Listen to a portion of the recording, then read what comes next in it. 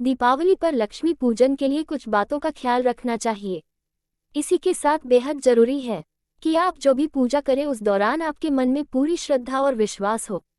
आइए जानते हैं लक्ष्मी पूजन के दौरान किन बातों का ख्याल रखना चाहिए।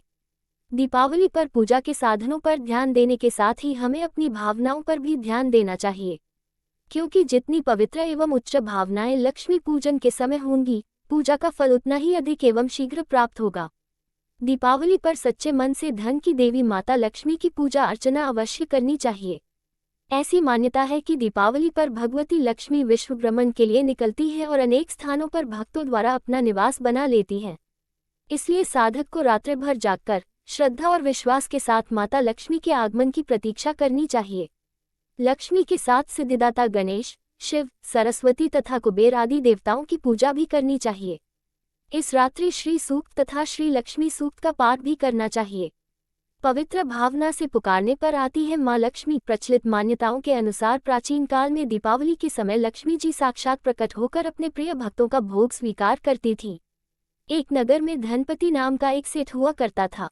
उसके पास धन वैभव की कोई कमी नहीं थी।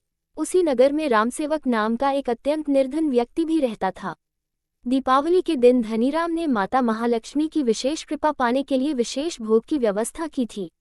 धनीराम ने सूखे मेवे, बादाम, काजू, पिस्ता आदि डलवाकर शुद्ध देसी घी के लड्डू बनवाए और उस दिन धनीराम से जो भी मिलता वह उससे कहता कि इस बार माता लक्ष्मी को ऐसा भोग लगाऊंगा कि अब तक किसी ने नहीं लगाया होगा। दूसरी तरफ रामसेवक के पास इतने पैसे भी नहीं थे कि माता लक्ष्मी का पूजन भी ठीक प्रकार से कर सके। अधिक धन न होने के कारण वह माता के लिए भोग की व्यवस्था नहीं कर पाया था। इसके उपरांत भी उसके मन में किसी प्रकार की निराशा की स्थिति अथवा असंतोष का भाव नहीं था। उसके पास सिर्फ रात की एक रोटी ही बची थी। दिन में उस रोटी को किसी ने नहीं खाया था। संध्या हुई तो रामसेवक माता लक्ष्मी की पूजा की तैयारी में लग गया। रात की बची हुई बासी रोटी को थाली में चूरकर थोड़ा गुड़ मिलाकर भोग तैयार किया एवं माता लक्ष्मी से भोग को स्वीकार करने का आग्रह किया। वहीं जब धनीराम के यहाँ पूजा आरंभ हुई तब वह घमंड के साथ एक थाली में कुछ लड्डू लेकर माता लक्ष्मी को भोग लगाने लगा। ऐसा कहा जाता है कि भोग लगाते ही जिन लड्डुओं से जहाँ शुद्ध देसी घी और मेवों की सुगंध आ रही थी, वहीं उनमें से अब भयंकर दुर्गंध आने लगी तथा लड्डुओं का रंग भी काला हो गया। माता ने पूजा और भोग को अस्वीकार कर दिया। तभी वहां माता लक्ष्मी प्रकट हुई और धनीराम से बोली कि तुम्हारे अहंकार और घमंड ने इस भोग को जहरीला बना दिया है। मन के विकृत भाव एवं घमंड द्वारा जहरीला एवं अशुद्ध भोग को कौन ग्रहण कर सकता है। इतना कहकर लक्ष्मी अंतर्धान हो गई और रामसेवक के घर प्रकट हुई। पूजा अधूरी न रहे इसलिए रामसेवक ने जो बासी रोटी को चूरकर गुड़ मिलाकर भोग अर्पित किया था वह माता लक्ष्मी ग्रहण करने लगी। ये देख रामसेवक रोने लगा और क्षमा मांगने लगा। इस पर माता लक्ष्मी ने रामसेवक से कहा कि जिस भावना से तुमने मुझे ये भोग अर्पित किया है, इससे तीनों लोकों में सर्वाधिक स्वादिष्ट भोग बन गया है। ऐसे भोग को ग्रहण करने के लिए तो सभी देवी देवता व्याकुल रहते हैं।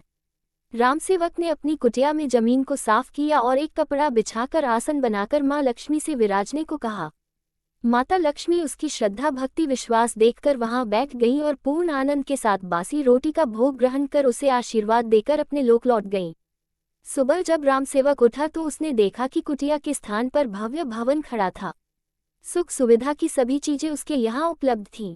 इसके विपरीत धनीराम का भव्य भवन कुटिया में बदल चुका था।